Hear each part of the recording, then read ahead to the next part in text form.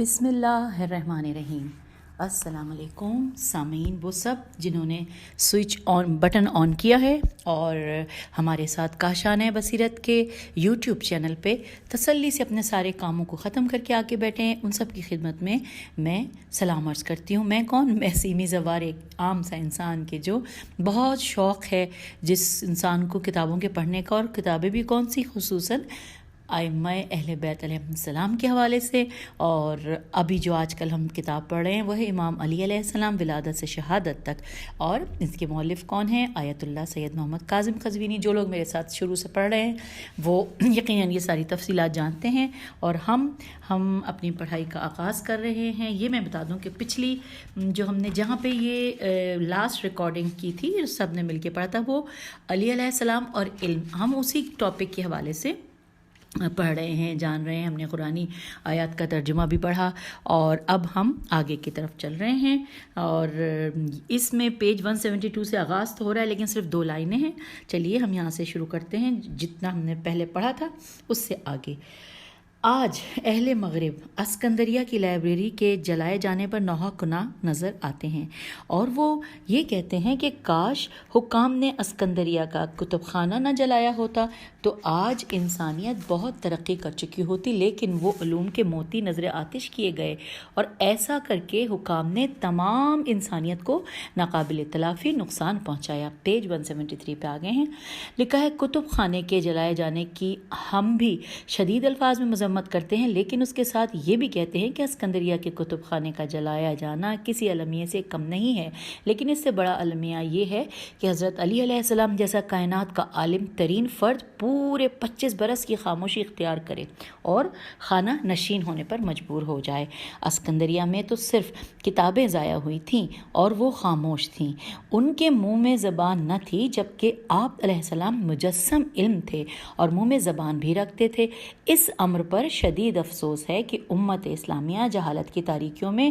ٹامکٹوہیاں مار رہی ہے، اب جبکہ خدا نے انہیں ایسا ہادی بھی دیا تھا کہ جس کے چراغ علم سے جہالت کی تیرگی روشنی میں بدل سکتی تھی۔ افسوس ہے ان اہل اقتدار پر جنہوں نے چند روزہ حکومت و اقتدار کے لیے امت سے معارف کے خزانے چھین لیے اور امت کو الہی علوم سے محروم کر دیا، اور زبان بندی کا یہ عرصہ 25 سال پر محیط ہے۔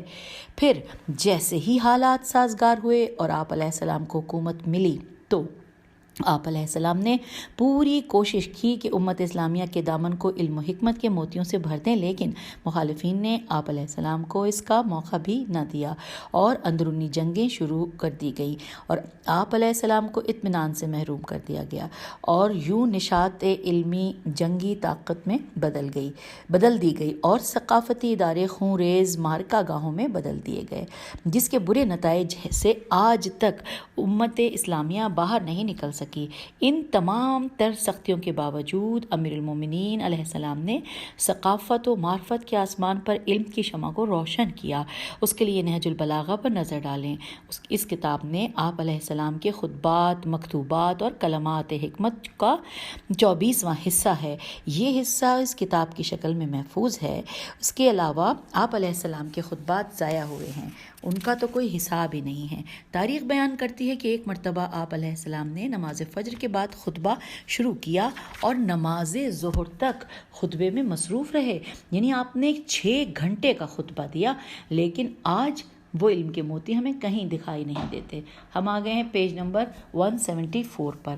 اور یہاں پر ہم ساتھ ساتھ لکھا ہے کہ علوم امامت علیہ السلام کی وسعت کے لیے حسب ذیل روایت ملاحظہ فرمائیے۔ آئیے یہ جو روایت لکھی ہے ساتھ ساتھ لکھا ہے کہ امیر المومنین علی علیہ السلام نے فرمایا۔ اب جو فرمایا ہے وہ پورا ایک پیراگراف ہے عربی میں، ساتھ ساتھ اس کا ترجمہ لکھا ہے انورٹڈ کاما میں کہ اگر میرے لیے مسند بچھا دی جائے اور میں اس پر بیٹھ جاؤں تو اہل قرآن کے درمیان قرآن سے فیصلہ کروں گا، اور اہل توریت کے درمیان توریت سے فیصلہ کروں گا، اور اہل انجیل کے درمیان انجیل سے فیصلہ کروں گا۔ کہا، اور اہل زبور کے درمیان زبور سے فیصلہ کروں گا۔ اگر کتاب الہی میں ایک آیت نہ ہوتی تو میں قیامت تک کے واقعات سے تمہیں باخبر کرتا۔ میں اہل توریت سے توریت کو بہتر جانتا ہوں اور اہل انجیل سے انجیل کو بہتر جانتا ہوں۔ انورٹڈ کاما کلوز ہو گیا۔ اب آگے نیچے لکھا ہے کہ اسبغ بن نباتہ کا بیان ہے کہ جب امیر المومنین علیہ السلام کوفہ تشریف لائے تو آپ علیہ السلام نے پورے 40 دن تک سورہ فاتحہ کے بعد سورہ سین بے اسم رب صبح اسم ربک الاعلی کی تلاوت کی۔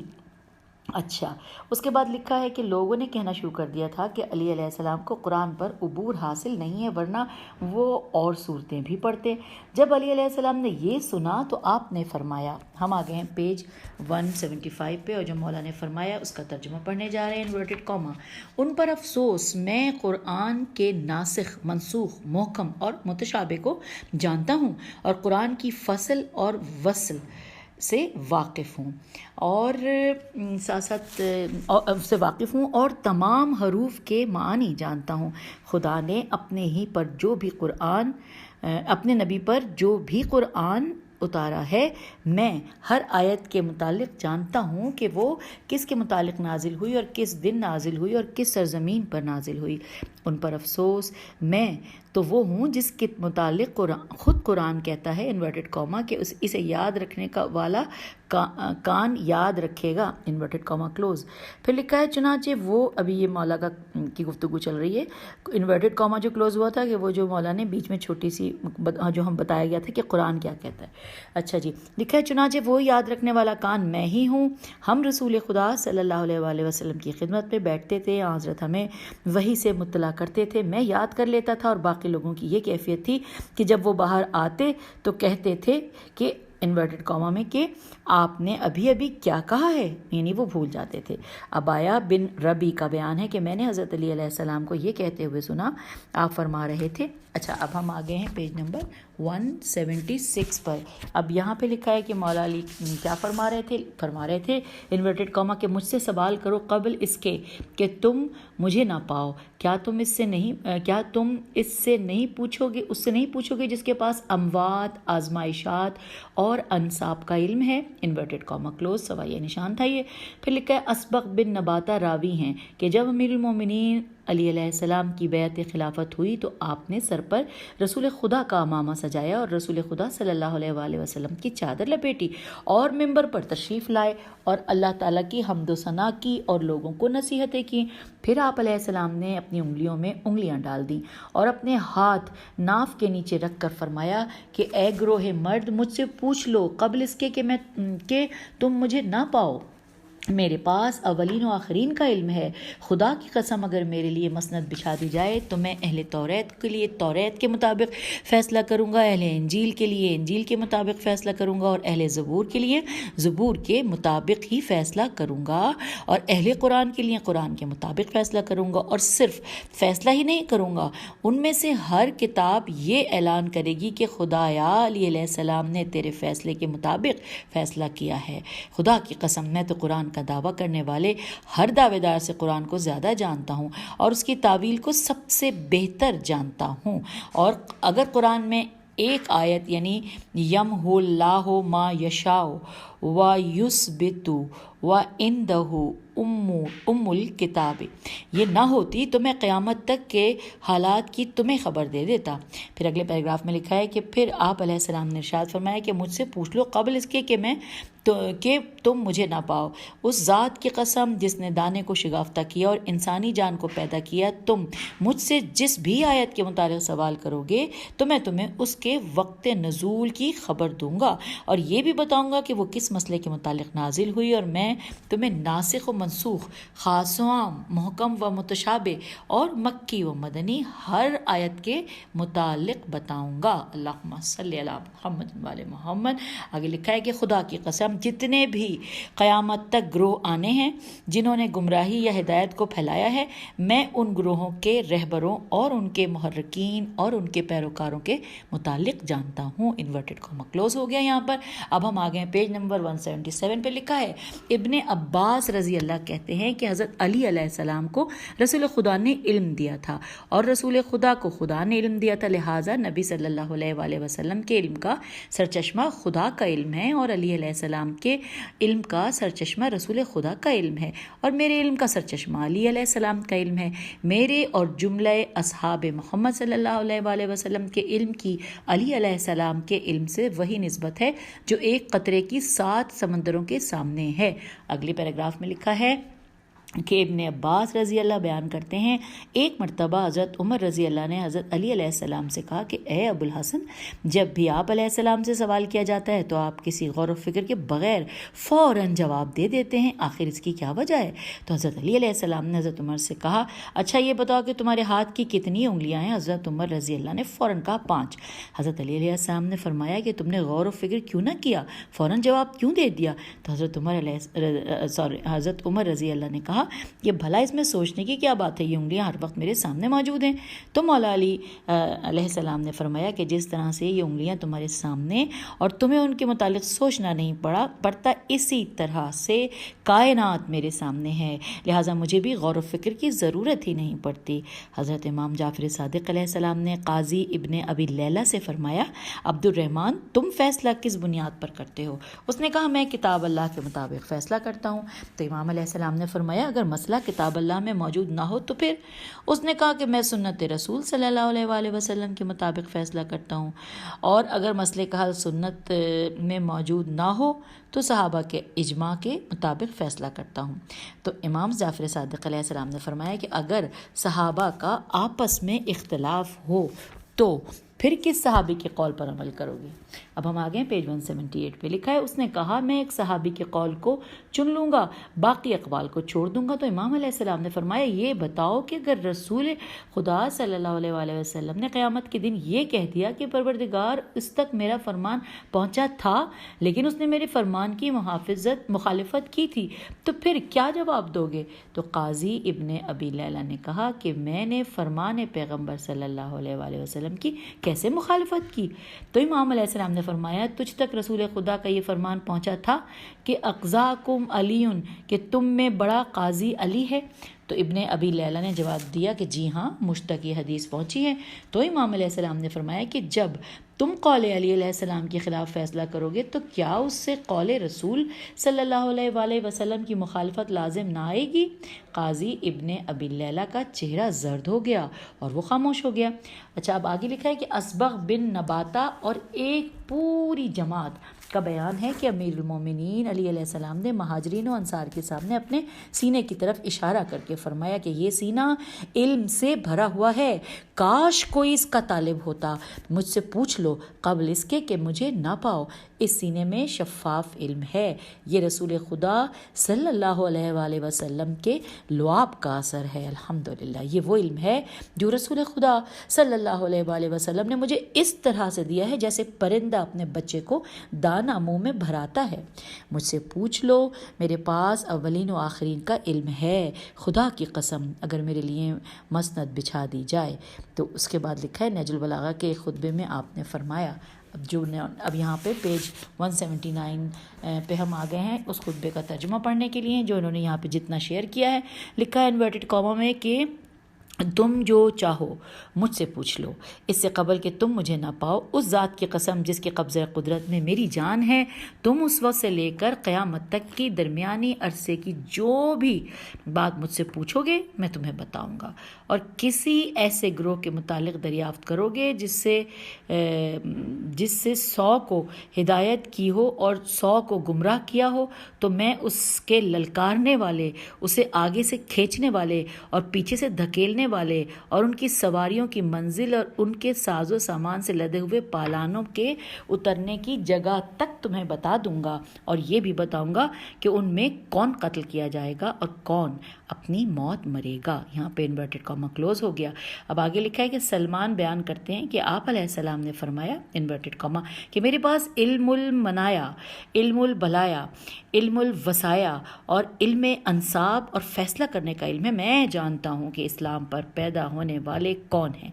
اور کفر پر پیدا ہونے والے کون ہیں؟ میں ہی مہر کی انگوٹھی والا ہوں، میں فاروق اعظم ہوں اور تمام سلطنتوں کی سلطنت ہوں۔ قیامت تک کے حالات کے متعلق مجھ سے پوچھ لو، اور مجھ سے پہلے لوگوں کے بارے میں پوچھو، مجھ سے بعد میں آنے والوں کے حالات پوچھ لو، جب تک خدا کی عبادت رہے گی تب تک کے حالات پوچھ لو، انورٹڈ کاما کلوز۔ اور اب ہم نئے چیپٹر کی جانب آگے ہیں، پیج بھی اگلا ہے، یعنی پیج نمبر 180، اور ہیڈنگ ہے کہ علی علیہ السلام اور خطبات۔ لکھا ہے حضرت علی علیہ السلام خطابت میں اپنی مثال آپ تھے۔ اگر کسی نے آپ کی خطابت کے جوہر دیکھنے ہوں تو اسے چاہیے کہ وہ توحید الہی پر آپ علیہ السلام کے خطبات پڑھے، خطبہ شقشقیہ کا مطالعہ کرے اور خطبہ ہدایت، ملاحم، لولو، عزا،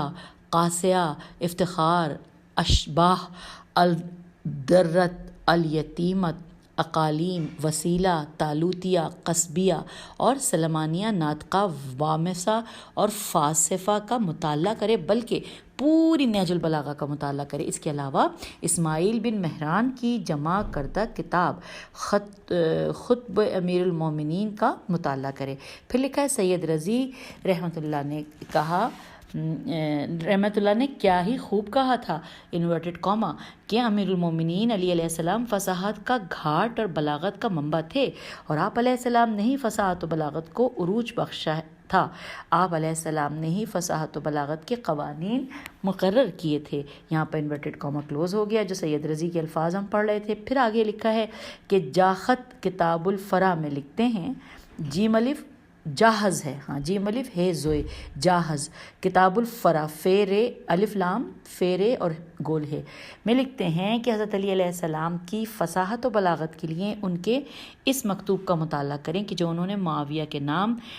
لکھا۔ مکتوب کے الفاظ یہ ہیں۔ اب یہاں پہ جو الفاظ وہاں لکھا ہے کہ چلے میں ان کو پڑھنے کی کوشش کرتی ہوں، اس میں زیر زبر پیش کچھ بھی نہیں ہے، یعنی عربی حرکات کچھ بھی نہیں ہے۔ لکھا ہے غرق، غرق، فسا، رقصہ، ذالک، ذلک، فاحش، فاحش، فاحش، فعلک، فعلک، تہدا، بہزا۔ اور اس کے نیچے لکھا ہے کہ آپ علیہ السلام کے کلمات قصار میں ان مختصر سے جملوں کو دیکھیے کہ من آمن آمنی، یعنی جو ایمان لایا اسے امن ملا۔ اس کے بعد لکھا ہے الدنیا تغر تزر تمر، یعنی دنیا دھوکہ دیتی ہے، نقصان پہنچاتی ہے، چلی جاتی ہے۔ پھر ہم آگے ہیں پیج 181 پہ، یہاں لکھا ہے کہ اپنے سیاسی رقیبوں کے متعلق جامع تبصرہ کرتے ہوئے فرمایا کہ انورٹڈ کاما کہ انہوں نے فجور کا کاشت کیا، دھوکے کے پانی سے اس کی آبیاری کی اور ہلاکت کی فصل کاٹی، انورٹڈ کاما کلوز۔ ابن ابی الحدید شرح نہج البلاغہ میں لکھتے ہیں کہ جہاں تک فصاحت کا تعلق ہے تو آپ علیہ السلام امام الفصحاء اور سید البلغاء تھے، اور آپ علیہ السلام کے کلام کے متعلق دنیا کے ادیموں کا متفقہ فیصلہ ہے کہ وہ کلام خالق سے نیچے اور کلام مخلوق سے بلند و بالا ہے۔ لوگوں نے خطابت اور کتابت کا اندازہ آپ علیہ السلام سے ہی سیکھا تھا۔ عبدالحمید بن یحییٰ کا قول ہے کہ میں نے امیر المومنین علیہ السلام کے 70 خطبات یاد کیے اور ان کی برکت سے میں سب سے بڑا ادیب بن گیا۔ نباتہ کا قول ہے کہ میں نے خطبات علی علیہ السلام کے کچھ خطبات یاد کیے، جتنا انہیں خرچ کیا ان میں وسعت اور کثرت پیدا ہوئی۔ میں نے مواعظ علی علیہ السلام کی 100 فصول یاد کی ہیں۔ محقن بن ابی محقن معاویہ کے پاس گیا تو اس نے پوچھا کہ کہاں سے آ رہے ہو؟ اس نے خوش آمد کرتے ہوئے کہا کہ میں عاجز ترین شخص کے ہاں سے تیرے پاس آیا ہوں۔ معاویہ نے کہا کہ تجھ پر افسوس، خدا کی قسم قریش کے لیے فصاحت کی بنیاد ہی علی نے رکھی ہے، تو حضرت علیہ السلام کا فصاحت میں کوئی ثانی نہیں ہے اور بلاغت میں تو کوئی آپ علیہ السلام کا مثل نہیں ہے۔ پھر لکھا ہے آپ علیہ السلام کے خطبات کا 10واں حصہ بھی صحابہ کے لیے مدون نہیں کیا گیا۔ ابو عثمان جاہز نامور ادیب اور نقاد تھے، انہوں نے اپنی کتاب البیان والتبیین میں آپ علیہ السلام کی فصاحت و بلاغت پر جامع بحث کی ہے۔ اب آئیے ہم پیج 182 کے اوپر پڑھتے ہیں۔ لکھا ہے اس خطبے میں چمگادڑ کی عجیب و غریب خلقت کا ذکر فرمایا ہے۔ اب یہاں سے مولا کا کلام شروع ہو رہا ہے، انورٹڈ کاما میں ہم پڑھنا شروع کر رہے ہیں۔ لکھا ہے کہ تمام حمد اس اللہ کے لیے ہے کہ جس کی معرفت کی حقیقت ظاہر کرنے سے اوصاف عاجز ہیں، اور اس کی عظمت و بلندی نے عقلوں کو روک دیا ہے، جس سے وہ اس کی صرف جس سے وہ اس کی سرحد فرما روائی تک پہنچنے کا کوئی راستہ نہیں پاتی۔ وہ اللہ اقتدار کا مالک ہے اور سراپا حق اور حق کا ظاہر کرنے والا ہے۔ وہ ان چیزوں سے بھی زیادہ اپنے مقام پر ثابت و آشکار ہے کہ جنہیں آنکھیں دیکھتی ہیں، عقلیں اس کی حد بندی کر کے اس تک نہیں پہنچ سکتی کہ وہ دوسروں سے مشابہ ہو جائے، اور نہ ہم اس کا اندازہ لگا سکتے ہیں کہ وہ کسی چیز کے مانند ہو جائے۔ اس نے بغیر نمونہ و مثال کے اور بغیر کسی مشیر کار کے مشورے کے اور بغیر کسی معاون کی امداد کے مخلوقات کو پیدا کیا۔ اس کے حکم سے مخلوق اپنے کمال کو پہنچ گئی اور اس کی اطاعت کے لیے جھک گئی اور بلا توقف لبیک کہی اور بغیر کسی نزع و مزاحمت کے اس کی مطیع ہو گئی۔ اس کی صنعت کی لطافتوں اور خلقت کی عجیب و غریب کار فرمائیوں میں کیا کیا گہری حکمتیں ہیں کہ جو اس نے ہمیں چمگادڑوں کے اندر دکھائی دی ہیں، کہ جن کی آنکھیں دن کا اجالا سکیڑ دیتا ہے، اور حالانکہ وہ تمام آنکھوں میں روشنی پھیلانے والا ہے، اور اندھیرا ان کی آنکھوں کو کھول دیتا ہے، حالانکہ وہ ہر زندہ شے کی آنکھوں پر انقلاب ڈالنے والا ہے۔ اور کیونکہ چمکتے ہوئے سورج میں ان کی آنکھیں چندی آ جاتی ہیں کہ وہ اس کی نور پاش شعاؤں سے مدد لے کر اپنے راستوں پر آ جا سکیں اور نور آفتاب کے پھیلاؤ میں اپنی جانی پہچانی ہوئی چیزوں تک پہنچ سکیں۔ اس نے تو اپنی ذوپاشیوں کی تابش سے انہیں نور کی تجلیوں میں بڑھنے سے روک دیا ہے اور ان کے پوشیدہ ٹھکانوں میں انہیں چھپا دیا ہے کہ وہ اس کی روشنی کے اجالوں میں آ سکیں۔ دن کے وقت تو وہ اس طرح ہوتی ہیں کہ ان کی پلکیں جھپک کر آنکھوں پر لٹک آتی ہیں اور تاریکی شب کو اپنا چراغ بنا کر رزق کے ڈھونڈنے میں اسی سے مدد لیتے ہیں۔ سامعین، ہم یہ الفاظ مولا کے پڑھ رہے ہیں اور یہ پڑھتے پڑھتے ہم پیج 183 پہ آ گئے ہیں اور ابھی اس پیج کے اینڈ تک یہ مکمل ہوگا۔ آئیے اب وہیں سے پڑھتے ہیں جہاں سے چھوڑا تھا کہ ان کی پلکیں جھلک کر آنکھوں پر لٹک آتی ہیں اور تاریکی شب کو اپنا چراغ بنا کر رزق کے ڈھونڈنے میں سے مدد لیتی ہیں۔ رات کی تاریکیاں ان کی آنکھوں کو دیکھنے سے نہیں روکتی اور نہ اس کی گھٹا ٹوپ اندھیاریاں راہ پیمائیوں سے باز رکھتی ہیں، مگر جب آفتاب اپنے چہرے سے نقاب ہٹاتا ہے اور دن کے اجالے ابھر آتے ہیں اور سورج کی کرنیں سو سمار کے سوراخ کے اندر تک پہنچ جاتی ہیں تو وہ اپنی پلکوں کو آنکھوں پر جھکا لیتی ہے اور رات کی تاریکیوں میں جو معاش حاصل کی ہے اسی پر اپنا وقت پورا کر لیتی ہے۔ سبحان اللہ کہ جس نے رات ان کے کسب معاش کے لیے اور دن آرام و سکون کے لیے بنایا ہے اور ان کے گوشت ہی سے ان کے پر بنائے ہیں، اور جب اڑنے کی ضرورت ہوتی ہے تو انہی پروں سے اونچی ہوتی ہے، گویا کہ وہ کانوں کی لویں ہیں کہ نہ ان میں پر و بال ہیں اور نہ کریاں کاف رے یہ الف۔ اب اس کو کیسے پڑھیں گے آپ لوگ بتائیے گا۔ اچھا جی، آگے لکھا ہے مگر تم ان کی رگوں کی جگہ کو دیکھو کہ اس کے نشان ظاہر ہیں اور اس میں 2 پرسے لگے ہوئے ہیں جو نہ اتنے باریک ہیں کہ پھٹ جائیں اور نہ اتنے موٹے ہیں کہ بوجھل ہو جائیں کہ اڑا نہ جا سکے۔ وہ اڑتی ہیں تو بچے ان سے چمٹے پڑتے ہیں اور جب وہ نیچے کی طرف جھکتی ہیں تو بچے بھی جھک پڑتے ہیں، اور جب وہ اونچی ہوتی ہیں تو بچے بھی اونچے ہو جاتے ہیں اور اس وقت تک الگ نہیں ہوتے جب تک کہ ان کے اعضاء میں مضبوطی نہ آ جائے اور بلند ہونے کے لیے ان کے پر ان کا بوجھ اٹھانے کے قابل نہ ہو جائے۔ وہ اپنی زندگیوں کی راہوں پر اپنی مصلحتوں کو پہچانتے ہیں۔ پاک ہے وہ خدا کہ جس نے بغیر کسی نمونے کے، جو اس سے پہلے کسی نے بنایا ہی نہ ہو، ان تمام چیزوں کو پیدا کرنے والا ہے۔ اور یہاں پہ انورٹڈ کاما کلوز ہو گیا کہ جو خطبہ مولا نے چمگادڑ کے حوالے سے دیا تھا، جو یہاں پہ اس کتاب میں شیئر کیا گیا۔ اب آگے ہم دیکھتے ہیں، ہم آگے ہیں پیج نمبر 184 پر، اور ہم اس کو پڑھتے ہوئے یہاں پر لکھا ہے کہ امیر المومنین حضرت علی علیہ السلام کی خطابت کے جوہر کا مشاہدہ کرنے کے لیے حضرت علیہ السلام کے اس خطبے کا بھی ضرور مطالعہ فرمائیں۔ اس خطبے میں مور کی عجیب و غریب خلقت اور جنت کے دل فریب مناظر پر بحث کی گئی ہے۔ آئیے مل کر پڑھتے ہیں۔ انورٹڈ کاما، قدرت نے ہر قسم کی مخلوق کو، وہ جاندار ہو یا بے جان، ساکن ہو یا متحرک، عجیب و غریب آفرینش کا جامہ پہنا کر ایجاد کیا ہے اور اپنی لطیف صنعت اور عظیم قدرت پر ایسی واضح نشانیاں شاہد بنا کر قائم کی ہیں کہ جن کے سامنے عقلیں اس کی اس کی ہستی کا اعتراف اور اس کی فرما برداری کا اقرار کرتے ہوئے سر اطاعت خم کر چکی ہیں، اور اس کی یکتائی پر یہی عقل کی تسلیم کی ہوئی اور اس کی خالق بے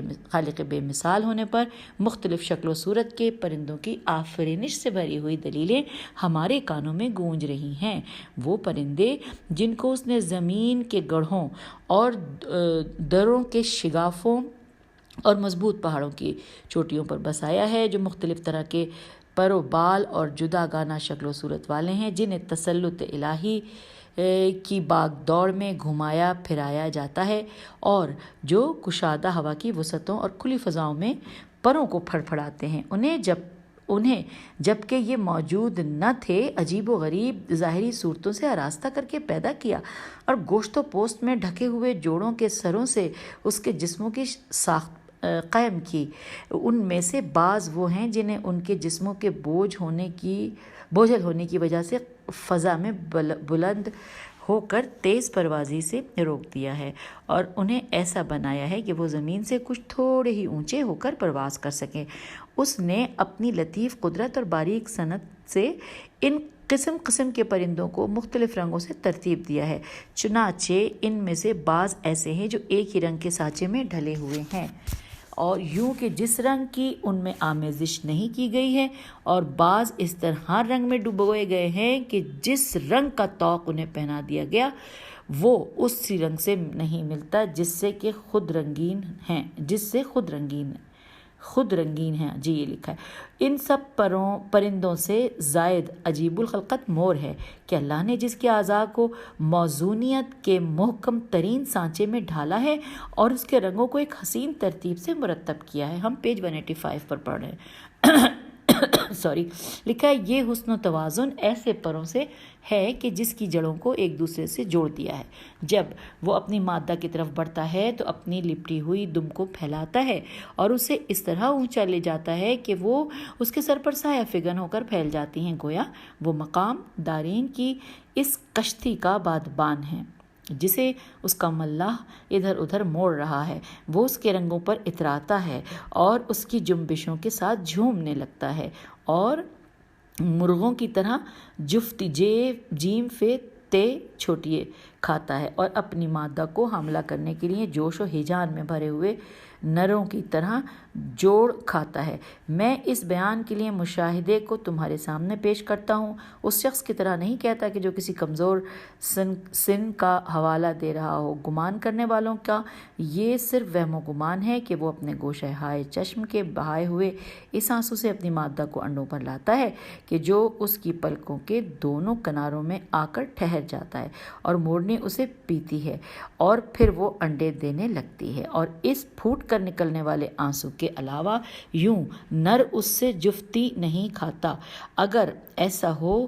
تو بھی ان کے خیال کے مطابق کوے کی اپنی مادہ کو پوٹے سے دانہ پانی بھر کر انڈوں پر لانے سے زیادہ تعجب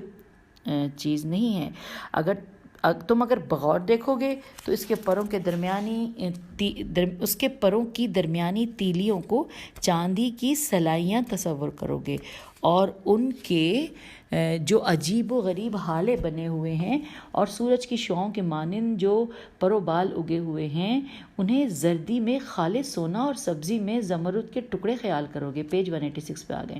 پھر ابھی یہ سلسلہ گفتگو جاری ہے۔ لکھا ہے اگر تم اسے زمین کی اگائی ہوئی چیزوں سے تشبیہ دو گے تو یہ کہو گے کہ وہ ہر موسم کی بہار